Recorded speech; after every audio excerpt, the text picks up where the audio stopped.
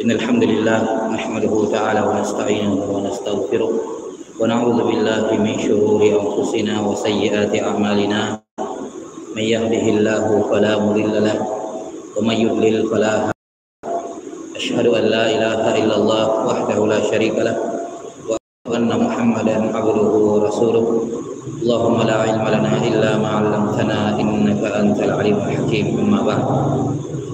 Baik, kita lanjutkan penjelasan dari kitab Al-Yaqutul Nafis fi Madhhab Ibn Idris karya Syekh Ahmad bin Umar Asy-Syafiri rahimahullah yang wafat tahun 1360 Hijriah. Pada pertemuan terakhir kita sudah selesaikan pembahasan terkait dengan syarat syah tawaf di Ka'bah. Dan terakhir kita sudah sebutkan bahwa di antara sunnah-sunnah ketika tawaf adalah melakukan irtiba. Irtiba itu adalah menurunkan menampakkan bahu kanan, yang membuka bahu kanan, di mana kain ihramnya itu dibawa ke tiap kanan, ya. Sementara bahu kirinya tetap tertutup. Itu namanya irtiba. Dan irtiba ini hanya disunnahkan pada tawaf yang setelahnya sa'i. Ya, jadi kalau dia sa'inya setelah tawaf qudum berarti di tawaf qudum. Kalau sa'inya setelah tawaf ifadah berarti di tawaf ifadah. Sebagaimana disunnahkan ar-ramal, berlari-lari kecil, berlari-lari kecil, 6 di 3 putaran pertama pada tawaf. 3 putaran pertama pada tawaf. Nah, kemudian kita juga sudah sebutkan bahwa setelah selesai tawaf disunnahkan sholat 2 rakaat setelah tawaf, afdolnya di belakang makam Ibrahim, atau kalau tidak bisa maka di tempat lain. Kemudian setelah itu dia mendatangi multazam, ya, untuk berdoa di sana.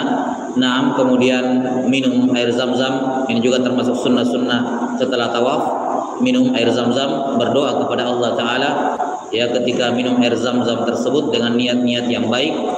Setelah itu baru mendatangi mas'ah, yaitu tempat untuk melakukan sa'i.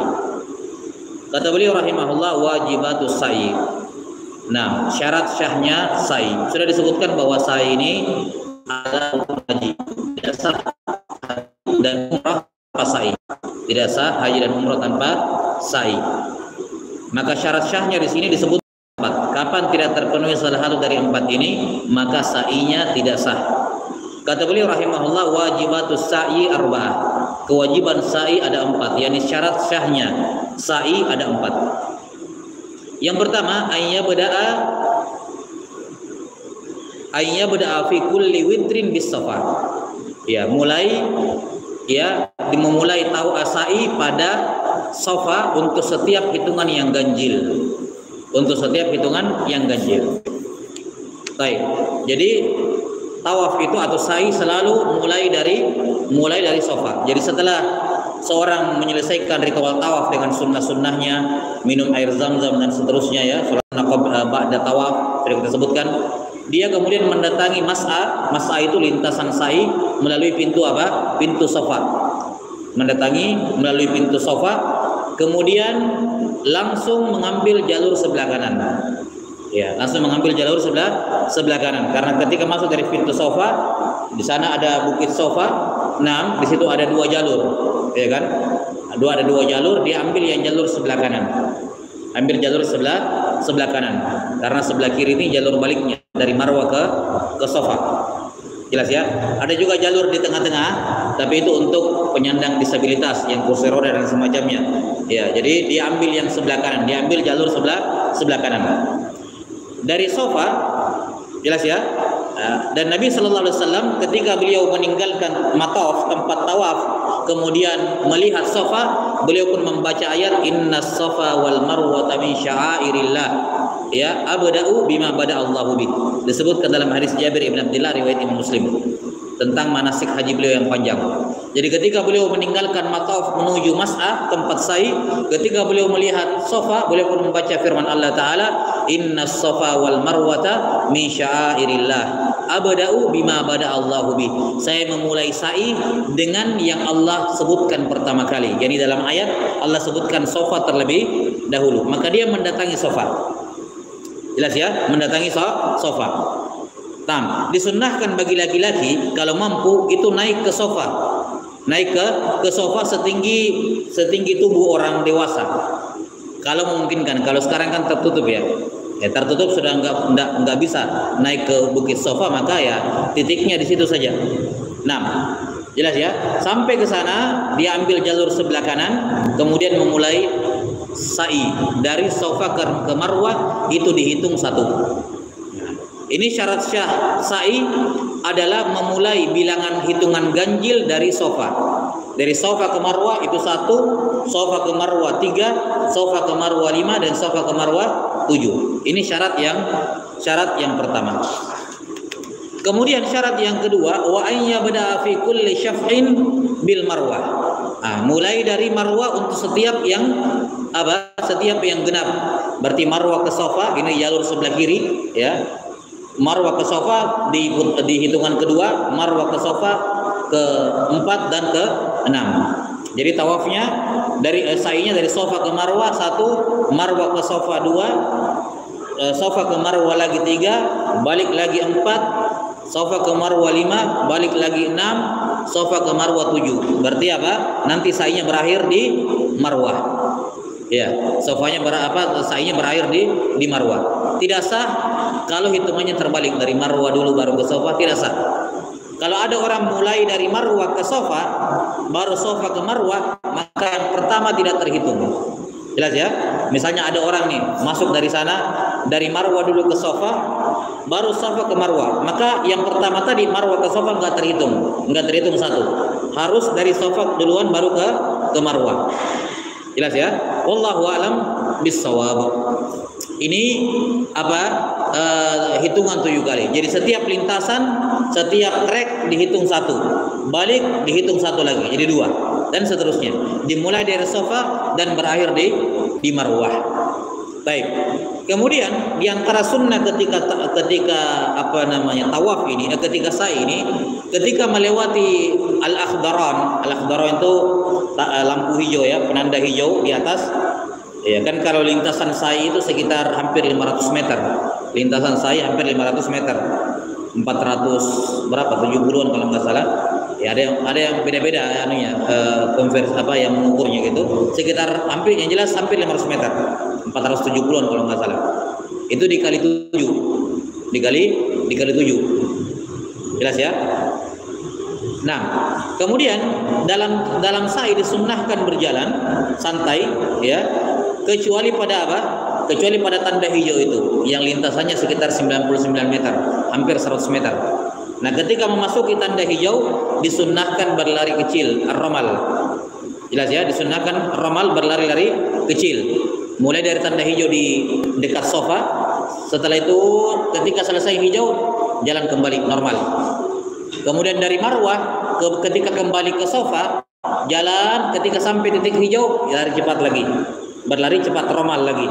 Ya, setelah melewati titik hijau itu, tanda hijau, jalan biasa lagi. Demikian seterusnya. Namun romal di sini, berjalan cepat ini, baik romal di sa'i maupun di tawaf, itu hanya disunnahkan bagi laki-laki. Adapun bagi perempuan tetap berjalan normal seperti biasa. Jelas ya? Untuk romal hanya disunnahkan bagi laki-laki, tidak disunnahkan bagi perempuan. Nah, wallahu a'lam bissawab. Kemudian syarat berikutnya, dan disunnahkan memperbanyak doa di sini ya. Ada doa-doa yang tidak ada doa spesifik ya, tidak ada doa spesifik kecuali ketika naik ke sofa dan naik ke Bukit Marwah disunnahkan menghadap kiblat, jelas ya, berzikir kepada Allah dan berdoa kepada Allah taala. Nah, itu kalau dia naik ke sofa, tapi kalau tidak ya. Nah, karena di hadis disebutkan Nabi SAW ketika sampai ke sofa, beliau naik ke bukit sofa setinggi orang dewasa, beberapa hasta begitu, 2-3 hasta, 6 atau lebih. Kemudian ketika naik ke bukit sofa, beliau menghadap ke Ka'bah, kemudian berzikir kepada Allah dan berdoa. Setelah itu tiba di Marwah, naik lagi ke bukit Marwah, menghadap ke Ka'bah, melakukan hal yang sama, ya, berzikir dan berdoa kepada Allah Ta'ala. Demikian seterusnya. Ya, namun karena kondisi sekarang tidak memungkinkan lagi naik ke Safa dan Marwah, tapi ada, saya nggak tahu, Allah alam, apa yang ada kan, kalau di lantai dasar katanya bisa naik ke atas, itu semua. Ya. Karena ada sebagian mengatakan kalau di lantai dasar yang di lantai di lantai mataf katanya itu yang di pagar kaca. Kalau di bawah katanya masih bisa naik. Allahu a'lam. Ya. Ala kulli hal kalau memungkinkan naik, kalau enggak seperti sekarang ya sudah, berarti cukup di titik itu saja, tidak perlu, jangan dipaksakan manjat pembatas baru naik ya, karena akan mengotori mas'ah, tempat sa'i. Baik. Kemudian kewajiban berikutnya, syarat syah sa'i berikutnya wa ayyakuna sab'an, harus 7 kali. Tadi ya, 7 kali. Satu trek Safa Marwah dihitung 1, Marwah Safa dihitung 2. Dan 7 kali ini harus yakin. Harus yakin. Jelas ya? Tentu saja kalau dia ragu-ragu ambil yang terkecil. Tapi terkecilnya ganjil atau genap? Ya tergantung, ya kan begitu ya. Kalau misalnya dia sekarang di Safa, ya kan, mau menuju Marwah, cuman dia ragu-ragu ini ketiga atau kelima. Tidak mungkin 3 dengan keempat, karena keempat dari Marwah ke Safa, kan begitu ya. Jadi kalau dia sekarang di Safa terus mau menuju Marwah dan dia ragu-ragu ini ketiga atau kelima, ya dijadikan ini ketiga tentu saja. Kalau dia dari Marwah mau ke Safa terus ragu-ragu ini kelima atau keempat atau keenam, maka dijadikan keempat, dan demikian seterusnya. Yang jelas harus yakin 7 kali. Dan perhatikan kata para fuqaha, ya, ini jarak masa ini harus ditempuh semuanya. Kapan misalnya ada orang bukan dari titik Safa, misalnya jengkal dari titik Safa, dari sini dia mulai melangkah, paham ya? Maka ini tidak sah. Ini tidak sah. Atau misalnya begini, sampai di Marwah, belum sampai di Marwah masih ada sejengkal, dia sudah putar balik. Ini juga tidak sah. Harus menyelesaikan semua lintasan sa'i walaupun tinggal sejengkal. Tidak boleh kurang dari sejengkal. Makanya para fuqaha mengatakan dari sa'i bagusnya dia rapatkan tumitnya dari pembatas itu, dia rapatkan tumitnya di Safa, terus jalan ketika sampai Marwah dia rapat ujung di jarinya ke pembatas Marwah. Demikian pula ketika balik tumitnya dirapatkan dengan pembatas Marwah supaya betul-betul semua lintasan dilewati. Karena kapan ada satu jengkal saja lintasan tidak dilewati, belum sampai di ujung sudah mutar balik, jelas ya? Maka ini tidak sah. Tidak sah tawafnya. Dan perhatikan, kalau dari Safa ke Marwah tidak sah, maka Marwah ke Safa juga tidak sah karena harus tertib. Iya kan? Misalnya begini nih. Ada orang, misalnya ini titik Safa ya, ini titik Safa. Di sini lintasan titik awalnya. Dia datang mulai dari sini, sejengkal jaraknya dari titik 0 ceritanya. Iya, dia sejengkal, dia mulai sa'i dari sini, dari Safa, terus sampai di Marwah, maka lintasan ini tidak dihukumi sah. Ketika dia balik, ini otomatis tidak sah ini yang balik, karena berarti dia mulai dari Marwah. Jadi kalau yang Safa tidak sah, yang Marwah juga tidak sah. Paham ya? Karena harus tertib. Iya. Makanya kalau mau Safa sah dari Marwah ke Safa, harus sah dulu dari Safa ke Marwah. Hitungannya begitu. Ya, makanya tadi kita katakan, para fuqaha mengatakan usahakan tumitnya bersentuhan dengan titik awal Safa, dan ketika sampai ke sana jarinya juga menyentuh titik akhir Marwah. Demikian pula ketika balik, seperti itu, supaya semua lintasan sa'i dilewati. Kapan ada setengah jengkal, ya, bahkan setengah jengkal dia tidak lewati, maka tidak sah sa'inya.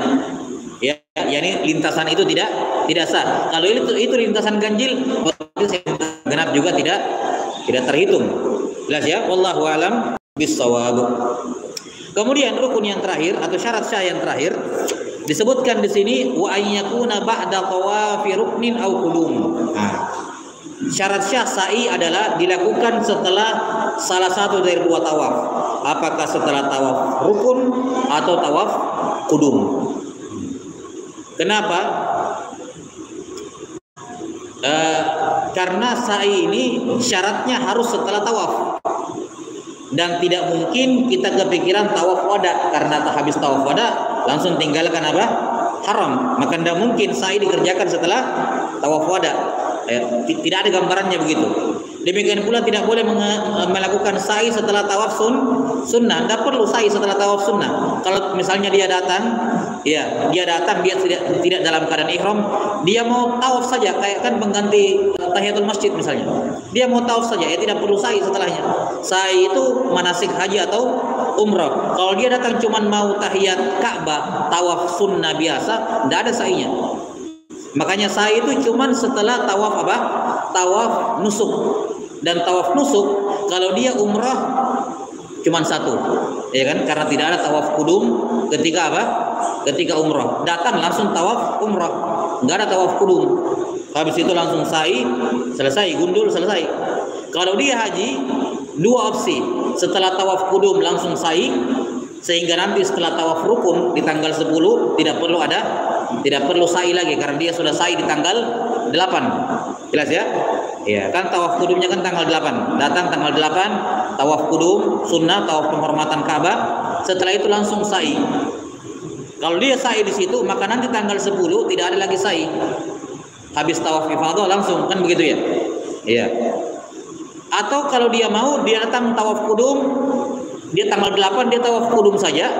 Jelas ya? Tidak sa'i, langsung ke Arafah nanti. Kapan sa'inya? Nanti setelah tawaf ifadah, tawaf rukun haji.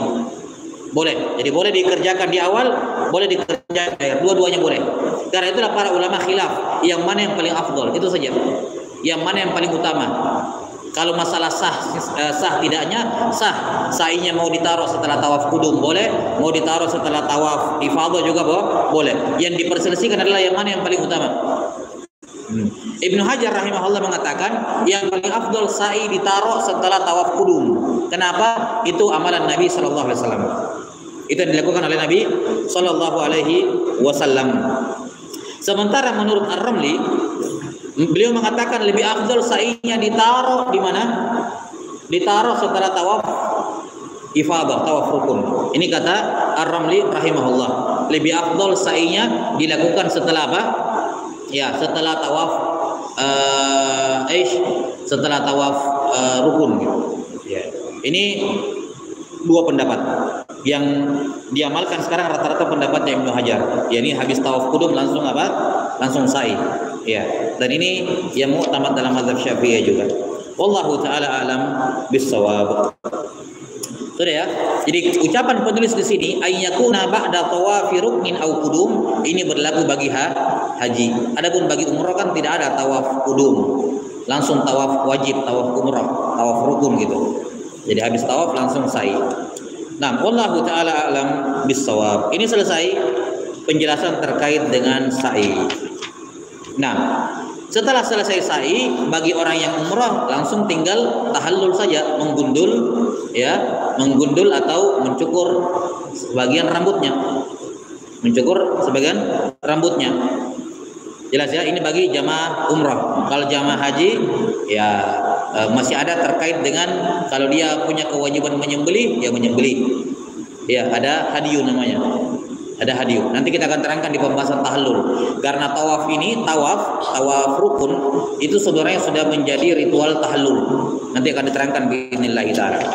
Baik, qala rahimahullah wajibatul wukuf. Kewajiban wukuf. yakni syarat sah wukuf di Arafah. Wajibul wukufi bi Arafah wahidun. Kewajiban wukuf di Arafah cuma satu saja. Wa huwa wujudul muhrimi biha lahdatan ba'da zawali yaumi Arafah ila tulu'i fajri yaumin nahr. Ini sudah kita sebutkan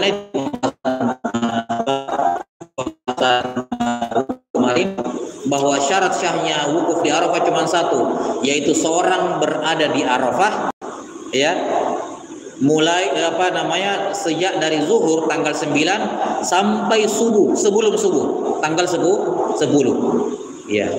Pokoknya antara itu dia harus berada di Arafah. Dia harus berada di Arafah. Berapa lama dia diwajibkan di Arafah? Untuk keabsahannya walaupun sebentar. Ya, misalnya nih, dia terlambat datang kloternya. Pokoknya ini harus wukuf di Arafah, ini penentuannya. Ini wukuf di Arafah kayak takbiratul ihram. Ihram itu kayak nih niat sholat, ya kan? Ini dua penting ini, ihram sama wukuf. Kalau kamu ihram tapi wukuf, berarti kayak orang niat sholat tapi bermasalah takbiratul ihramnya, nggak sah. Tidak sholat dari awal. Jadi kalau ada orang tidak dapat wukuf, nggak haji, udah. Dia harus tahallul. Dia harus tahallul. Baik. Sudah ya? Jadi intinya wukuf di Arafah untuk keabsahannya yang penting dia pernah berada di wilayah Arafah walaupun sebentar, walaupun cuma 5 detik. Yang penting dari zuhur, setelah zuhur tanggal 9 sampai sebelum subuh tanggal 10, walaupun sebentar, sudah sah wukufnya. Sunnahnya menggabungkan siang dan malam, yakni dia masuk ke Arafah sebelum zuhur dan keluar setelah maghrib. Jadi dia mengumpulkan siang dan malam. Sunnahnya seperti itu. Tapi kalau dia dibilang sah-sahnya, yang penting berada di Arafah sebelum subuh, sebelum fajar tanggal 10. Karena itulah bagi yang kloter-kloter yang terlambat, satu dan lain hal dia terlambat, setelah dia ihram, pokoknya yang dikejar adalah apa? Harus wukuf sebelum subuh. Harus seluruh tubuhnya harus masuk di dalam wilayah Arafah sebelum subuh. Kan? Walaupun konsekuensinya dia menunda sholat isya sampai subuh, diizinkan. Ini salah satu tempat dibolehkan sholat setelah habis waktu. Salah satu uzur yang membolehkan seorang sholat setelah habis waktunya, jelas ya, sengaja adalah untuk mengejar wukuf. Kalau saya singgah di jalan untuk sholat isya, nggak akan dapat subuh di Arafah. Paham ya? Nggak akan dapat sebelum subuh di Arafah, dan saya akan kehilangan haji. Maka di sini dibolehkan dia tinggalkan sholat, yakni dia kerjakan sholat isya setelah subuh. Ini uzur. Gunanya apa? Untuk mengejar wukuf di Arafah supaya dia tidak terlambat. Karena ini ibadah yang besar gitu. Susah untuk diulangi. Tahun depan lagi. Sementara sholat bisa dikodok. Paham ya? Maka ketika bertentangan antara sholat di dalam waktu dengan wukuf, dia mengejar wukuf, dia tidak bisa sholat dalam waktu. Tidak bisa singgah-singgah. Waktunya mepet. Ketika saja di jalan sholat 10 menit, luput wukuf. Maka di sini tidak boleh sholat. Jangan dia sholat, terus kejar wukuf di Arafah. Yang penting sebelum subuh dia sudah masuk dalam Arafah, sudah dia sholat, baru sholat isya di situ, walaupun setelah sholat subuh, walaupun setelah masuknya subuh. Wallahu a'lam bissawab. Nah, dan bagi yang meninggalkan Arafah sebelum maghrib, wukufnya sah, cuman disunnahkan hadiyu, ya, disunnahkan menyembelih. Disunahkan menyembelih untuk menjaga khilaf pendapat Imam Ahmad yang mewajibkan wukuf sampai malam. Makanya kita katakan disunnahkan menggabungkan siang dan malam supaya sah menurut semua mazhab, semua pendapat. Wallahu a'lam bissawab. Kemudian terkait dengan tempat wukuf ini, ya. Terkait dengan tempat wukuf ini disebutkan oleh Nabi sallallahu alaihi wasallam, man adraka ma'ana hadhihi shalah wa ata arafatin qabla dhalika lailan aw naharan faqad tamma hajjuhu wa qada tafathuhu. Kata Nabi SAW, siapa yang mendapati bersama kami mengerjakan salat ini, dan dia mendapati dan dia mendatangi Arafah sebelum itu, mau malam mau siang, mau malam mau siang, mau lama mau sebentar, ya, maka dia telah menyempurnakan hajinya, yakni telah mendapati haji, tinggal selesaikan setelahnya. Ya, wallahu a'lam bissawab. Kemudian semua wilayah Arafah itu sah untuk dijadikan tempat wukuf. Nah, kata Nabi SAW, waqaftu hahuna wa arafatu kulluha mauqif. Saya wukuf berdiri di sini dan Arafah semuanya adalah tempat mauqif, tempat wukuf. Ya. Dan di sini berlaku kaidah al-hawa lahu hukmul qarar. Udara itu memiliki hukum sama seperti daratan. Udara memiliki hukum yang sama seperti daratan. Kalau ada orang wukuf di dahulu onta dan semacamnya, ya, misalnya dia masuk mobilnya atau motornya atau ontanya dalam wilayah Arafah dan dia tidak turun, sah. Yang penting dia sudah berada di dalam wilayah Arafah, jelas ya. Tidak mesti dia turun ke tanahnya, dia di atas kendaraan atau bahkan dia berada di atas, duduk di atas ranting pohon, yang mana ranting ini di dalam wilayah Arafah, walaupun batangnya di luar Arafah. Misalnya ini Arafah, batangnya di sini di luar Arafah, rantingnya ada yang masuk ke dalam Arafah, dia duduk di atas, maka ini sudah sah. Jelas ya? Tidak sebaliknya, kalau ada pohon batangnya di dalam Arafah tapi rantingnya keluar terus duduk di rantingnya, maka tidak sah karena ini ranting di luar Arafah. Bahkan para fuqaha mengatakan kalau ada orang naik helikopter, orang kaya misalnya, tidak mau dibawa desak-desakan, pakai helikopter masuk di dalam wilayah Arafah, diam sejenak terus keluar, sudah sah. Jelas ya? Karena al-qarar lahu hukmul al-hawa lahu hukmul qarar. Udara itu memiliki hukum yang sama seperti apa? Daratan. Ada beberapa hukum yang terkait seperti ini. Misalnya kiblat. Kiblat itu berlaku hukumnya al-hawa lahu hukmul qarar. Udaranya kiblat sama seperti daratannya kiblat. Jadi yang sholat di lantai 2, lantai 3, di hotel lantai berapa, tidak usah tunduk menghadap ke kiblatnya, menghadap saja menghadap ke Ka'bahnya, tapi menghadap ke udara yang sejajar dengan kiblat, sejajar dengan Ka'bah. Kenapa? Karena wilayah udaranya Ka'bah itu sama seperti apa? Daratannya. Baik, wallahu taala alam bissawab. Ini selesai penjelasan terkait dengan apa? Terkait dengan wukuf di Arafah. Wallahu taala alam bissawab. Selesai pembahasan terkait dengan syarat-syarat dan rukun-rukun haji serta kewajiban haji. 6. Kemudian setelah menyelesaikan semuanya, ada namanya tahallul.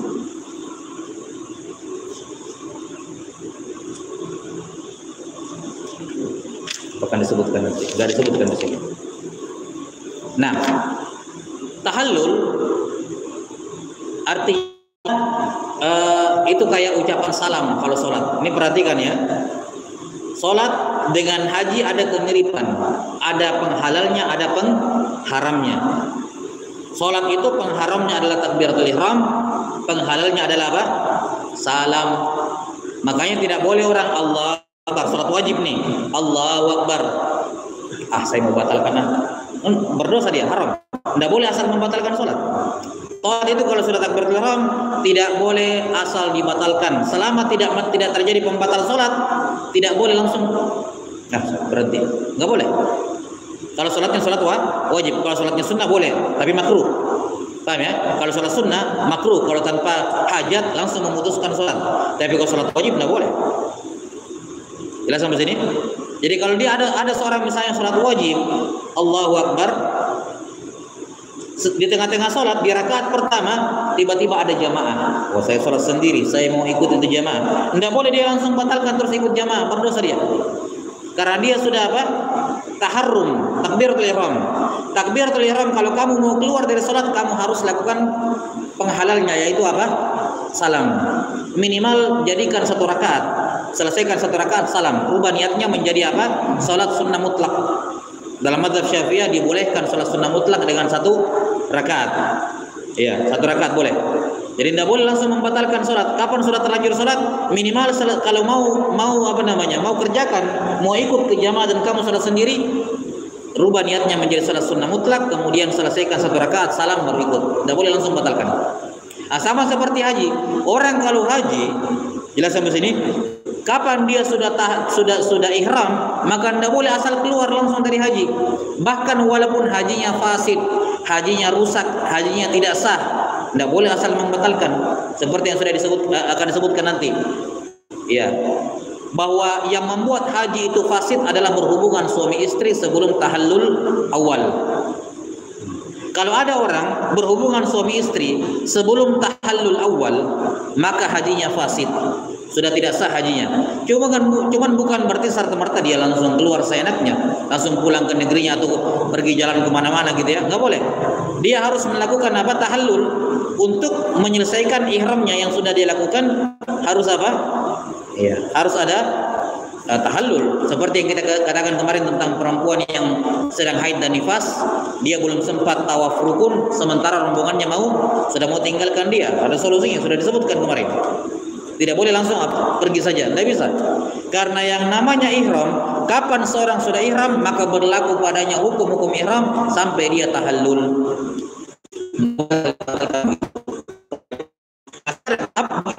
Tahallul itu tahallulnya tahallulnya dengan mencukur rambut, selesai. Ya, umrah itu cuma satu tahallulnya. Ya, umrah kan datang, dah habis ihram di miqat, datang ke Mekah, tawaf, sa'i, gundul, selesai. Itu tahallulnya dia. Tapi kalau haji itu punya dua tahallul. Kenapa punya dua tahallul? Karena amalannya yang banyak, sehingga dikasih dua titik aman. Sampai sini tahallul awal, sampai sini tahallul tsani. Tahallul itu ada 3 amalannya. Yang pertama melontar jamrah tanggal 10 Zulhijjah, tahallul haji ya. Tahallul haji ada 3 amalan. Yang pertama melontar jamrah Aqabah di tanggal 10, yang kedua tawaf, yang ketiga menggundul. Ini 3 amalan tahallul. Melontar jamrah Aqabah tanggal 10, kemudian tawaf rukun, dan menggundul atau mencukur. Nah, tahallul awal kalau dia sudah kerjakan 2, kapan 2 dari 3 ini dia sudah kerjakan, terserah mana yang kedua, 1 dengan 2, 2 dengan 3, atau 1 dengan 3. Paham? Pokoknya 2 dari 3 ini dia sudah kerjakan, maka sudah tahallul awal. Kalau dia kerjakan yang ketiga, jadilah tahallul tsani. Apa bedanya tahallul awal dengan tahallul tsani? Kalau tahallul awal, semua larangan ihram sudah tidak berlaku baginya. Semua sudah boleh dia kerjakan kecuali yang berhubungan dengan perempuan. Bermesraan, berhubungan, dan seterusnya. Jelas ya? Adapun selain daripada itu, sudah pakai pakaian biasa, sudah pakai topi, ini sudah boleh semuanya. Ya, sudah boleh mencukur rambut, sudah boleh ini itu semuanya. Pokoknya kalau dia sudah tahallul awal dengan melakukan 2 dari 3, melontar jamrah Aqabah di tanggal 10, kemudian tawaf ifadah dan menggundul, 2 dari 3 sudah dikerjakan, maka halal segala sesuatu kecuali yang berhubungan dengan perempuan. Jelas ya? Selama dia belum kerjakan 2, dia masih muhrim. Kalau dia sudah kerjakan yang ketiga, barulah tahallulnya, tahallul tsani, sempurna tahallulnya, sudah boleh semuanya. Betul-betul sudah keluar dari mana? Manasik. Sudah keluar dari manasik haji. Baik, wallahu taala alam bis-shawab. Qala rahimahullahu taala. Jadi ini ya, dengan demikian selesai. Kita sudah gambarkan secara global bagaimana proses manasik haji dan umrah dari ihram sampai tahallulnya. Qala rahimahullah sunanul haji wal umrah. Sunnah haji dan umrah. Nah,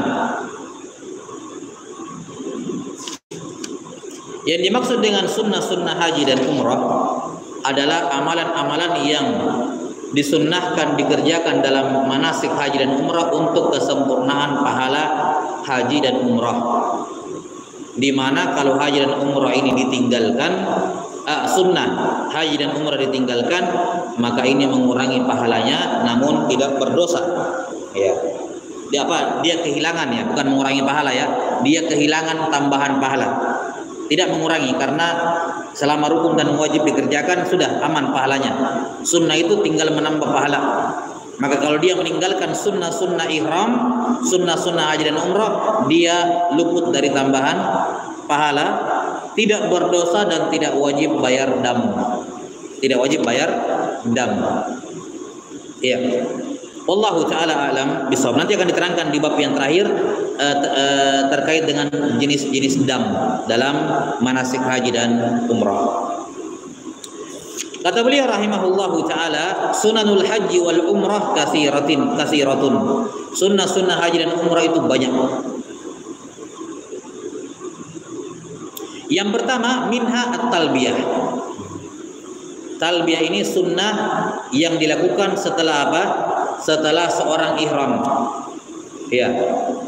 Setelah seorang ihram, yakni melafalkan niat haji atau umrah. Kalau dia haji labbaik Allahumma kalau dia haji dia katakan apa? Nawaitul hajja wa ahramtu biha lillahi ta'ala. Setelah itu mengucapkan talbiyah 3 kali. Sunnahnya di talbiyah yang pertama itu dia menyebutkan jenis manasiknya.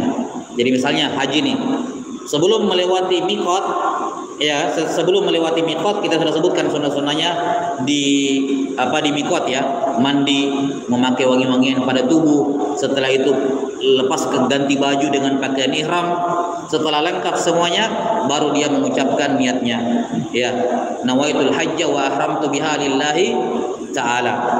Setelah itu melangkah masuk ke mana? Melangkah masuk melewati miqat.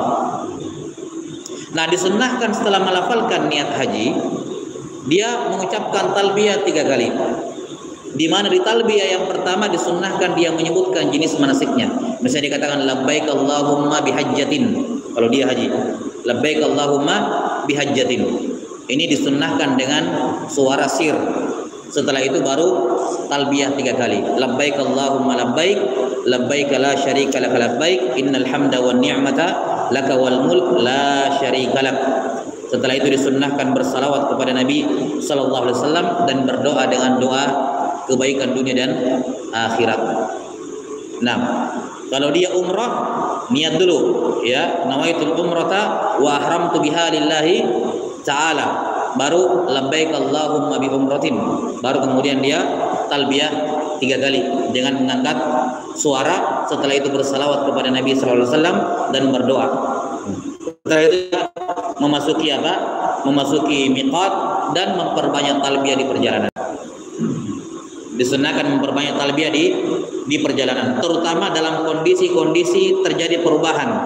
Misalnya ketika jalanannya menanjak atau jalanannya menurun, atau ketika singgah, ketika naik kembali kendaraan, ketika rombongannya ketemu, ketika rombongannya berpisah.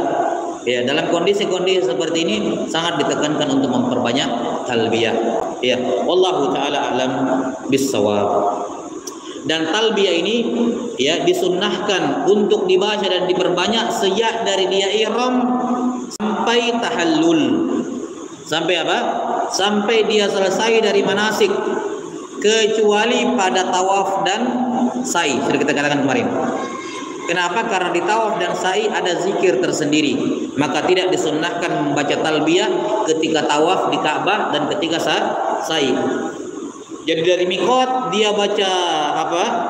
Dia baca talbiyah, memperbanyak talbiyah sejak dari miqat di atas pesawat ya. Kalau dia ihram di atas pesawat, terus talbiyah sampai masuk ke mana? Sampai masuk ke Masjidil Haram, siap-siap untuk tawaf, stop talbiyah. Stop talbiyahnya. Talbiyahnya berhenti ketika akan memulai tawaf sampai selesai sa'i. Setelah itu disunnahkan kembali untuk talbiyah. Jadi khusus untuk tawaf dan sa'i tidak disunnahkan talbiyah. Jelas ya? Ya, karena ada zikir-zikir tersendirinya seperti yang sudah kita isyaratkan pada pertemuan sebelumnya. Wallahu a'lam bissawab.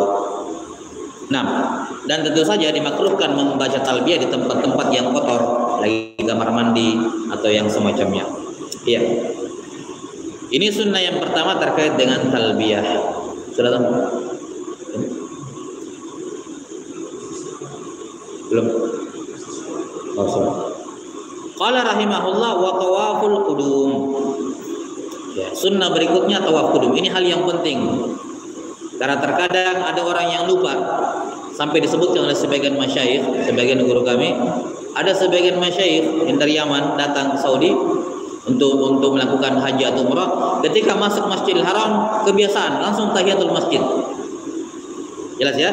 Nah, ini kurang tepat. Yang benarnya tawaf dulu, baru setelah itu tahiyatul masjid. Jadi bukan tahiyatul masjid dulu baru tawaf qudum. Ini bagi apa namanya?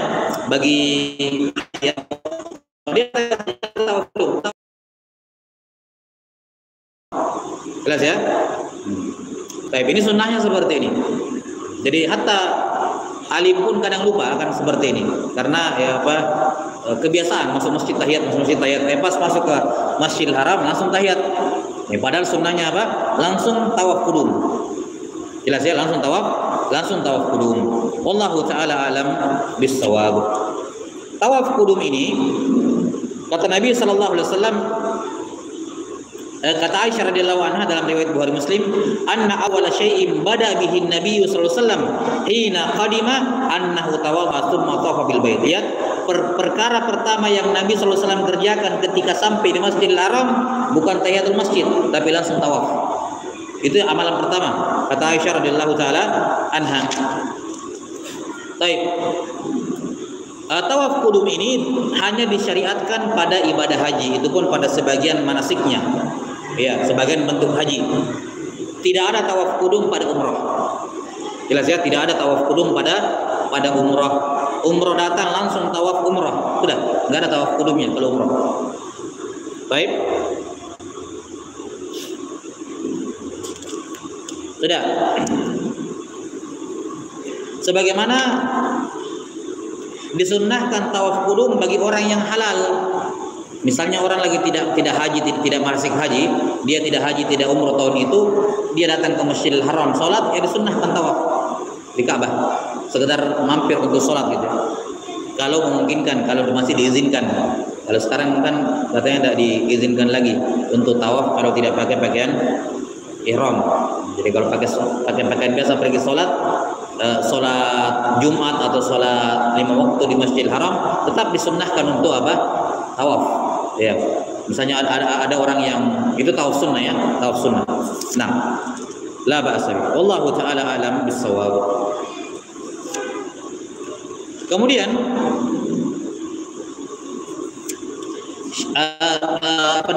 rukunnya, syahnya, sunnah-sunnah tawaf qudum sama seperti tawaf wajib. Tawaf qudumnya. Qala rahimahullah wa raka'atul ihram.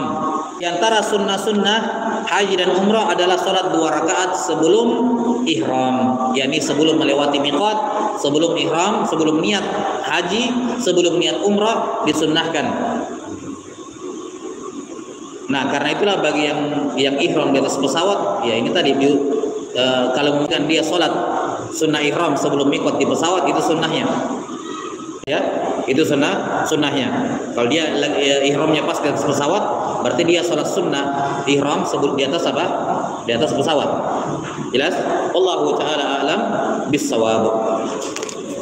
Dan disunnahkan pada 2 rakaat ihram ini, rakaat pertama membaca qul ya ayyuhal kafirun dan rakaat kedua membaca qul huwallahu ahad, sebagaimana 2 surah ini disunnahkan dibaca di 2 rakaat setelah tawaf. Ya, 2 rakaat setelah tawaf. Iya, ini yang disebutkan oleh al-musannif rahimahullah terkait dengan sunnah-sunnah haji dan umrah. Kemudian, dan kita sudah tambahkan tadi ya di beberapa pertemuan sebelumnya terkait dengan sunnah-sunnah ketika ihram, sunnah-sunnah ketika tawaf dan seterusnya. Ya. Kemudian sebagai tambahan di sini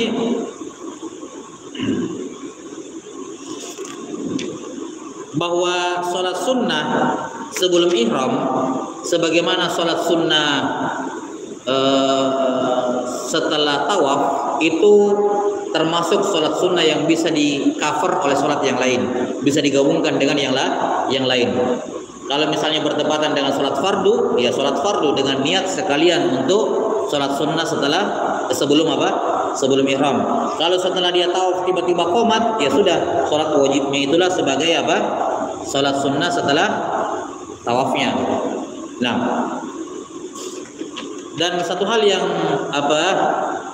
saya lupa tadi terkait dengan tawaf dan sa'i ya, disunnahkan mualah, disunnahkan tidak diputus kecuali ada uzur.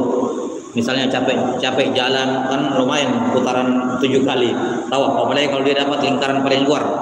Ya, lingkaran paling luar otomatis jaraknya lebih jauh gitu ya. Kalau dia capek butuh istirahat, keluar dari lintasan, duduk, minum air zam-zam misalnya, baru masuk lagi. Tapi sunnahnya nyambung. Kalau memang kuat, demikian pula sa'i sunnahnya tidak terputus. Ya. Tapi kalau misalnya di tengah-tengah tawaf atau sa'i tiba-tiba dikumandangkan sholat 5 waktu, maka dia break sejenak, tandai di mana dia berhenti, jelas ya. Kemudian dia ikut sholat wajib, setelah sholat wajib kembali ke posisi di mana dia berhenti tadi. Kembali ke posisi di mana dia berhenti tadi sebelum qomat. Ya, baru tinggal dia lanjutkan karena mualah hukumnya sunnah, maka ketika di break dia tinggalkan, datang kembali lagi di situ dan tinggal melanjutkan hitungan. Tidak perlu mengulang hitungan dari awal. Allahu a'lam bishawab. Baik, azan.